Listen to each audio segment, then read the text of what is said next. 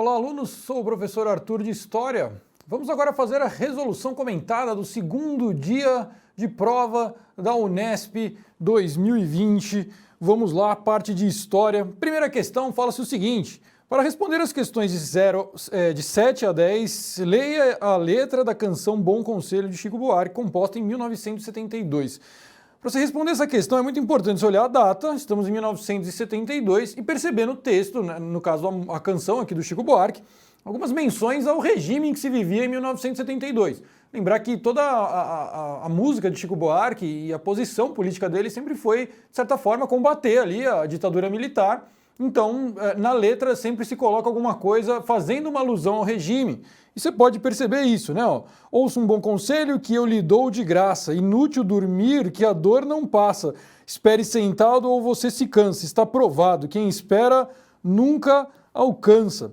Mais pra frente, né, ele fala: faça como eu digo, faça como eu faço, vou pra rua e bebo a tempestade. Então ele mostra como o contexto é um contexto difícil para a sociedade, de muita autoritariedade, muita repressão por parte do regime. A questão ela é bem direta. Considerando-se o contexto histórico-social em que a canção foi composta, o verso vou para a rua e bebo a tempestade, terceira estrofe, sugere a ideia de manifestações populares que ocorreram no Brasil por ocasião do quê? Do regime civil-militar, da ditadura militar aqui no Brasil, certo? Letra A. Isso é uma questão bem clássica, né? A música de Chico Buarque, o contexto em que a canção foi escrita, ele deu esse contexto para você, era uma resposta bem direta essa daqui. Na próxima questão nós temos aí, para responder às questões de 12 a 16, leia o trecho do romance Grande Sertão Veredas, de Guimarães Rosa. Uma leitura atenta do texto do Guimarães Rosa, se você desse uma atenção especial para buscar o contexto histórico, mais uma vez você encontrava. Num determinado momento do texto a gente tem aqui, os revoltosos depois passaram por aqui, soldados de Prestes, vinham de Goiás. Isso daqui é uma parte, né, que alude à coluna Prestes, feita por Luiz Carlos Prestes, liderada por ele, naquele movimento da década de 20, conhecido como o tenentismo, onde o Prestes saiu marchando pelo interior do Brasil, 24 mil quilômetros, tentando fazer uma campanha contra as oligarquias. No maior movimento tenentista, ficamos então, o evento histórico mencionado é a coluna Prestes, é o tenentismo. Prestes foi líder da maior coluna tenentista da história do Brasil, tá? Próxima questão, para responder as questões de 17 a 19, leia o trecho da peça A Mais-Valia Vai Acabar, seu Edgar, de Eduvaldo Viana Filho, ou Vianinha. Pelo próprio título, né, ele já dava a dica aqui, A Mais-Valia Vai Acabar, seu Edgar. Apesar de a gente ter aqui, né, todo o decorrer do diálogo, dos personagens e etc., o trecho que a questão vai exigir de você é exatamente o título, né? O título da peça refere-se a um importante conceito da teoria de quem? Quem fala em mais-valia? Da onde veio toda a teoria sobre a ideia do capital, do materialismo histórico e, consequentemente, aí da história da burguesia e do capitalismo? Karl Marx, certo? Letra C. A questão ela é bem simples, apesar de a gente ter todo o diálogo. É claro, a parte de história, pelo menos, ia direto no conceito das ideias sociais e políticas do século XIX. Nesse caso aí, o Marx, com suas teorias sobre a mais-valia, tá? Próxima questão, leia o texto para responder as questões de 31 e 32. Entende-se hoje que a civilização medieval, apesar de limitada segundo os padrões atuais, dava ao homem um sentido de vida. Ele se via desempenhando um papel, por menor que fosse, de alcance amplo e importante para o equilíbrio do universo. Não sofria, portanto, com um sentimento de substituibilidade que atormenta o homem contemporâneo. O medievo se sentia impotente diante da natureza, mas convivia bem com ela. O ocidental de hoje se sente a ponto de dominar a natureza, mas se exclui dela. O Hilário Franco Júnior aqui, ele aborda essa ideia de como o personagem medieval, as pessoas na Idade Média se sentem úteis de alguma forma ali, ela sente que ela serve para alguma coisa.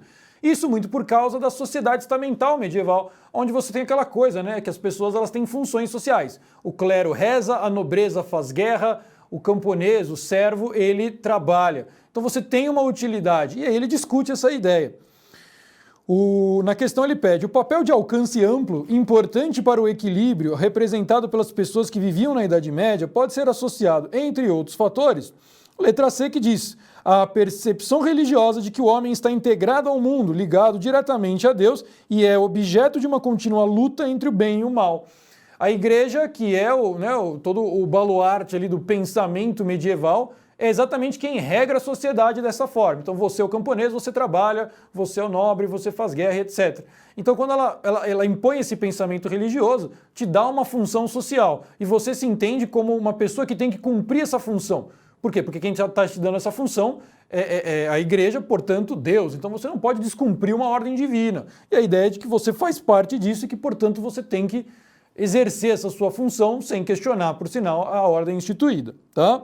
Ficamos aí com a letra C. Na próxima questão, a afirmação do texto de que, diferentemente do medieval, o homem contemporâneo se sente a ponto de dominar a natureza, por isso se exclui dela, pode ser justificada pelo quê? Pela letra B de bola, celebração do progresso e do domínio tecnológico difundida sobretudo a partir da Revolução Industrial. É a partir da Revolução Industrial, lá por volta de 1760, mais ou menos, que você começa a ter essa ideia, né, do domínio da natureza, o ser humano dominando a natureza. É a evolução da técnica que consegue dominar a natureza e aí você tem a evolução técnica da sociedade. Então o texto discute isso, ele traz para uma visão contemporânea de que o homem domina a natureza, certo? Mas não consegue se entender como parte dela, ao contrário do que acontecia na Idade Média, e pede historicamente para você identificar quando isso começou. A Revolução Industrial é o grande marco dessa coisa do avanço técnico, né, da indústria, das novas tecnologias, da maquinofatura, etc., onde o ser humano se enxerga como aquele que está dominando a natureza. Inclusive, é nessa hora que você começa, né, toda uma degradação da natureza também progressiva, a gente tem até hoje. Tá?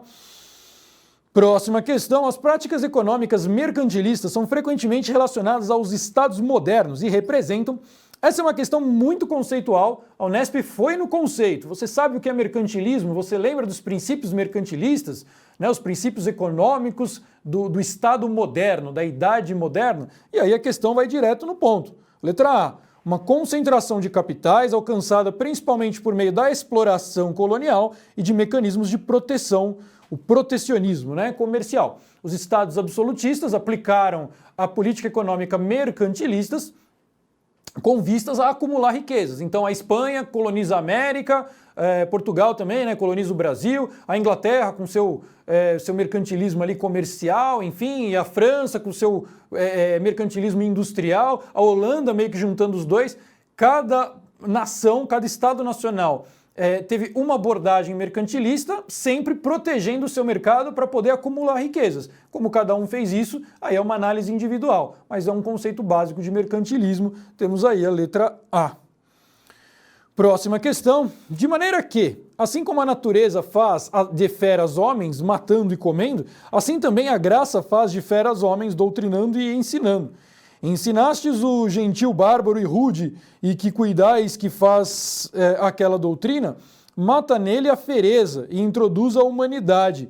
Mata nele a fereza e introduz a humanidade. É um clássico discurso da ideia de imposição, né, de um conceito civilizatório às sociedades que, no caso, quem está falando aqui no texto, se considera superior, certo? Então é o clássico discurso colonizador, para a gente poder resumir. Então ele fala sobre essa coisa de se matar a bruteza e introduzir a razão, que é todo o pensamento clássico ali europeu, eurocêntrico, né? E aí a ideia do gentil aqui está ligado ao momento da colonização, 1657, é um sermão do Espírito Santo aqui de Antônio Vieira.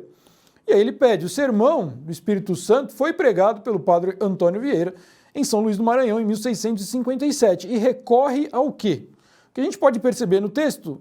Letra C, a antíteses, para reconhecer a escravidão dos nativos como um caminho possível do trabalho missionário. Quer dizer, as missões jesuíticas no Brasil, né, sempre tinham muito aquela função de catequizar o indígena de forma a aculturar ele, né, tirar ele da cultura dele, colocar a cultura cristã no lugar e aí você ter o controle sobre essa pessoa. Sabemos que essa visão jesuítica, né, ela teve muitas vezes caminhos diferentes. Então, existiram os jesuítas que muitas vezes defenderam os indígenas contra a escravidão. Então, não pode escravizar esse sujeito e tal. Mas aqui no discurso do padre Antônio Vieira, a gente consegue perceber que ele está tentando dizer que, de repente, isso pode ser necessário. Às vezes é interessante a gente utilizar essa mão de obra. Para isso, a gente tem que transformar esse cara num cara racional e etc. Então, é o discurso colonizador que a gente tem aqui, letra C. E ele sempre vai fazendo essa antítese, né? Então, ó, o cara é a fera, agora ele vai virar o civilizado e etc. Próxima questão. A produção de açúcar no Brasil colonial era parte de um conjunto de processos e relações que ultrapassavam os limites da colônia e incluíam... Pessoal, bem conceitual também. Então, estamos aqui no Brasil colônia, produção de açúcar, letra D de dado. Grande propriedade, o tráfico de africanos escravizados e a existência do amplo mercado consumidor na Europa, certo? A produção de açúcar, o açúcar tem amplo mercado consumidor, isso é feito na colônia com mão de obra de escravizados africanos na grande propriedade, no latifúndio, certo? Uma questão bem clássica, bem tranquila essa daqui. Na próxima questão nós temos aí uma imagem. Observe a gravura, ó, de 1743, 1806 é o tempo em que Isidore, aqui Hellman, viveu. E aqui embaixo você tem o que é. Abertura dos Estados Gerais em Versalhes, 5 de maio de 1789. Isso daqui, pessoal, essa data remete à Revolução Francesa, porém, esta reunião dos Estados Gerais ocorreu antes da queda da Bastilha. Então, apesar de a gente estar no contexto da Revolução Francesa, é como aqui se a Revolução Francesa ainda não tivesse começado. Sim, é a fase em que ocorreu a reunião dos Estados Gerais, lá em Versalhes, muito por uma pressão social, aquela coisa de que existiam graves problemas na França e que isso tinha que, de alguma forma, ser discutido. Então, depois de assembleias que foram convocadas, né, de forma ainda excludente por parte do Estado francês, como, por exemplo, a Assembleia dos Notáveis, que não convocou o terceiro Estado, essa Assembleia convoca o terceiro Estado, por isso a Assembleia dos Estados Gerais. Então nós temos aqui o primeiro Estado, que é o clero, o segundo Estado, que é a nobreza, e o terceiro Estado, que era a burguesia, o povo e etc. Sabendo que do terceiro Estado, quem fez parte aqui da Assembleia foi hegemonicamente a burguesia. Lembrando sempre, a Revolução Francesa foi uma revolução burguesa. O evento representado na imagem mostra o quê? Letra E. Uma assembleia consultiva convocada esporadicamente pelo rei e formada por representantes das 3 ordens sociais. Talvez o aluno ficasse um pouco confuso nessa coisa, pô, como esporadicamente, né? Parece que de repente ele teve a ideia, mas sabemos que tinha uma pressão. Muito cuidado, a Assembleia dos Estados Gerais era uma coisa prevista na Constituição Francesa, Constituição não, né? Mas na ordem política francesa, desde a formação do absolutismo francês, lá no começo, ainda na Idade Média, né, no começo da formação do Estado Nacional Francês. E esse Estado Geral ele era convocado, de fato, esporadicamente. O que acontece é que aqui fazia muito tempo que ele não era convocado. E graças a pressões ele foi. Mas esporadicamente. Se o rei não quisesse, ele não convocava, certo? Não saberíamos no que isso daria, mas se ele não quisesse, ele não convocava. Então a convocação era assim, esporádica, tá? Não foi uma assembleia popular, não era poder moderador, não era o poder executivo. Na letra A ele fala o poder legislativo, composto por representantes de todas as classes sociais. É um pouco estranho falar em classes sociais na Revolução, ainda nesse período de Revolução Francesa, quando você ainda tinha sociedade de ordens. Não é classe social desse jeito como ele colocou na questão, né? Aqui ele fala representantes das 3 ordens. Aqui ele fala em classes sociais. Próxima questão. O processo de independência da América Espanhola, ocorrido nas primeiras décadas do século XIX, letra B, envolveu projetos políticos e setores sociais variados que se confrontaram no momento da constituição dos novos estados. É uma pergunta também bem clássica da formação dos estados latino-americanos, onde a gente fala, sempre mostra para vocês como isso foi, de certa forma, conflituoso e resultou numa fragmentação. A América Espanhola, pós-independência, ela se fragmenta. Diversas nações surgem após o processo de independência. Por que diversas nações surgiram? Por causa da letra B. Envolveu projetos políticos e setores sociais variados, o que acabou gerando, né, confrontos políticos. Vai ser unitarista, vai ser federalista, a forma de Estado, vai ser república, vai ser monarquia, e tudo isso fragmentou a América Espanhola. Próxima questão. No que dizia respeito ao Estado a ser construído genericamente, o modelo disponível era aquele que prevalecia no mundo ocidental.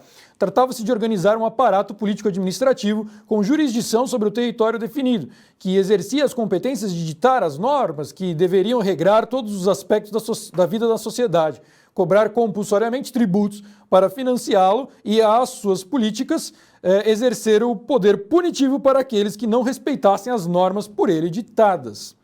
Pois bem, aí ele vai perguntar o seguinte: o texto refere-se à organização política do Brasil após a independência em 1822. O novo Estado brasileiro foi baseado em padrões o quê? Pessoal, a gente sempre engloba a independência do Brasil num contexto internacional. Você nunca pode enxergar ela individualmente. Ah, então como foi o Brasil? Tá, tem o nosso aspecto, mas isso está dentro de um aspecto internacional. Então nós estamos aqui na época o quê? De influência do liberalismo iluminista, do pensamento racional iluminista, da formação de constituições, cartas magnas que vão regrar as nações com um pensamento muito racional, certo? E isso está dentro sempre desse aspecto liberal burguês, da formação da sociedade liberal burguesa, tá? Então assim, é o liberalismo burguês, político e econômico que seduz a aristocracia brasileira no interesse de se livrar de Portugal para poder tirar vantagens econômicas. Então, assim, o liberalismo, a liberdade de comércio, etc., é o que vai me guiar nessa ideia de ser livre politicamente de Portugal. É por isso que a resposta está na letra B. Liberais e contava com um sistema político representativo. Isso. Representativo. Ah, professor, mas não representava ninguém. Não, representa. Quem? A elite, mas representa a elite. Quando a gente fala que o sistema ele é representativo, é a ideia de que você vota em alguém e esse alguém está lá dentro te representando. Lembrar que o Estado brasileiro, formado pelo Dom Pedro I, apesar de ter uma centralização do poder em torno do Dom Pedro I, né, o poder moderador e etc., esse projeto, assim, o Dom Pedro, ele é um poder moderador, controla os outros. Porém, existem eleições paroquiais, etc., para os poderes, executivo, legislativo e judiciário, tá bom? Próxima questão. A classificação das raças em superiores e inferiores, recorrente desde o século XVII, ganha uma falsa legitimidade baseada no mito iluminista do saber científico, coincidindo com a necessária justificativa de que a dominação e a exploração da África, mais do que naturais e inevitáveis, eram necessárias para desenvolver os selvagens africanos de acordo com as normas e os valores da civilização ocidental. É uma questão clássica de neocolonialismo. As teorias raciais utilizadas durante o processo de colonização da África do século XIX eram... Letra B. Manifestações ideológicas que buscavam justificar a exploração, e o domínio europeu sobre o continente africano. Em suma, as bases do darwinismo social, tá? Próxima questão. Para Oswald, o primitivo estará associado ao pensamento selvagem como questionamento do pensamento iluminista e como proposta de valorização do pensamento selvagem local, ao qual viria a se acrescentar a incorporação contemporânea da técnica. O Oswald de Andrade fez parte do movimento modernista brasileiro. Você tem aí o Manifesto da Poesia Pau-Brasil, lançado pelo Oswald de Andrade em 1924. Isso pode ser associado ao quê? A todo o movimento modernista que pregava essa coisa de que nós temos que criar uma arte genuína brasileira, certo? Mas, claro, se utilizando muito de técnicas e coisas trazidas de fora. Então, a gente tem uma influência muito grande estrangeira, mas a proposta da arte moderna no Brasil seria criar essa coisa genuína nossa. O que está na letra D de dado. Celebração da originalidade nativa e da modernização tecnológica. Exato, é a base do movimento modernista, tá bom? Pessoal, a gente termina essa correção por aqui e espero que todos vocês tenham ido muito bem. A gente se vê aí numa próxima oportunidade, ok? Até mais, pessoal. Tchau, tchau.